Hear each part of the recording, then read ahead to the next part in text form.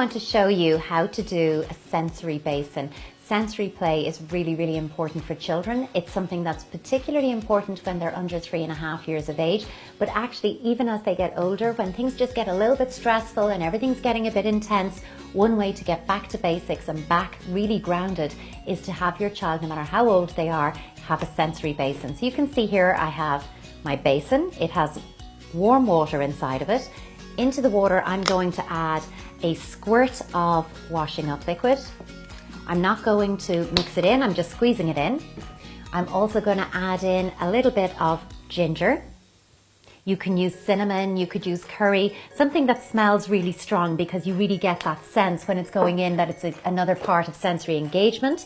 And then I'm going to add in just a little bit of sparkly glitter. You know what? Just because it looks nice, and again, it's visually very stimulating. I'm going to shake a bit of that in. And then I'm going to give my child a whisk like this, just a handheld whisk, and I'm going to have them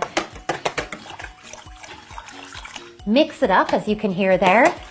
And what you get all at once, and I appreciate you can't quite get this on a video, is this intense sensory engagement all at once. You get the smell of the ginger, you get the bubbles, you get the sparkle of the glitter, and you have the water. So once they've mixed it all up and they've had a good time with that, they can play with scooping up some of the bubbles into their hand. You might be on hand to have them scrape from their hand to yours. You're getting lots of nice, really sensory and touch-based engagement by doing this.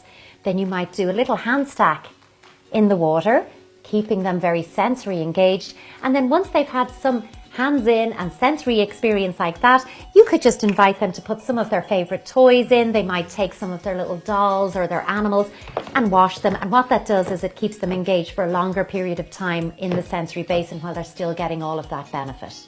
And then another thing I like to do is take a straw. And if you've 2 or 3 children, you have them have a straw each, and you're going to have them blow into the water.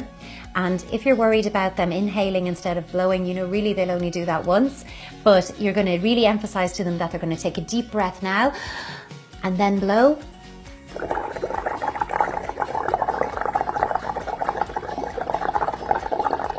And you get them to blow and blow and blow, and they get all of these bubbles building up, and then they can take their straw and go pop, pop, pop, pop, pop, pop, pop. And pop the bubbles all the way around. They can use their finger if they like, and do that and go again.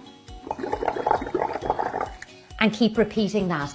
But essentially from something as simple as water, a bit of washing up liquid, a sprinkle of ginger and a handful of glitter, you've got a beautiful sensory basin that will give lots and lots of fun at home with lots of developmental benefit as well.